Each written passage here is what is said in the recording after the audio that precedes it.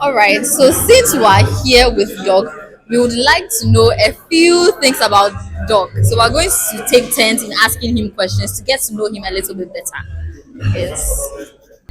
Look, so my question is simple. What do you aim with this content creation thing? All right. Like I've said before, I mean, the world is changing and times are changing. You know, social media has become a place where we can reach out to students.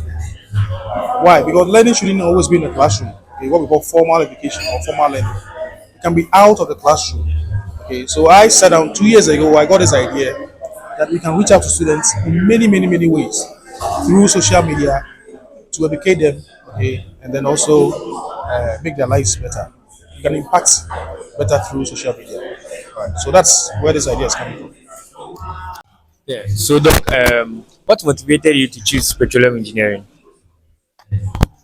That's a good one. I remember after my first degree, somewhere in 2009, coincidentally, Ghana had discovered petroleum in commercial.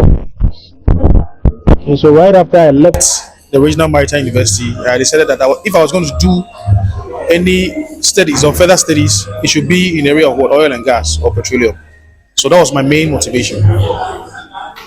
All right, so Doc, I would like to know how you managed to adapt to moving to China to study. Because we all know that moving to a different environment, especially when you don't really know their language, can be quite tough. So we'd like to know how you manage that. Yes, there's something that happens. We call it the culture shock. If you go into a new environment, right, and then you don't deal with their way of life well, you have what we call a culture shock. But one thing that the Chinese universities do that really helps foreigners is they take you through a year of Chinese language and culture, where you familiarize yourself with what their culture. I mean, the culture is a way of the people, and when you go somewhere, you must learn their culture so that you know how to live with them. So that university or the universities that I studied at helped me through that. Okay, and that's really helped me. You know, I can speak Chinese fluently, right? Go and check some of my videos. I have Chinese content in there.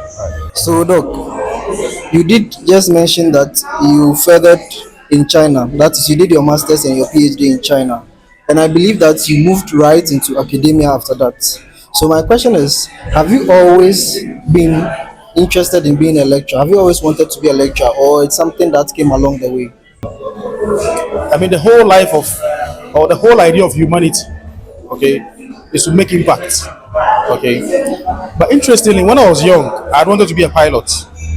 As young as 7 years, I'd always wanted to be a pilot, an airline pilot, because where we used to live, airplanes always used to fly over us. Okay, so I had that interest. But growing up, I realized that I was able to cause change or impact people better through talking. So why not add value to the talking? Okay, through studies. So I did a master's and a PhD, and now I'm talking or lecturing to impact lives. Right? Yes. So I not wanted to be. I didn't want to be a lecturer, but I'm now a lecturer, and I'm impacting lives way better. A pilot. When I was 2 years old, I wanted to be a pilot. So why now? All right. So my question is simple. Now the youth of Ghana, hey, he hard. All right. So what's that one advice that you like to give to the youth of Ghana right now? Right now, what's the advice you want to give to the youth of Ghana? Like you said, one advice. Good advice are many, right? Pieces of advice are many, but one that I'll give to them is they should take control, okay, of their life by looking out for opportunities.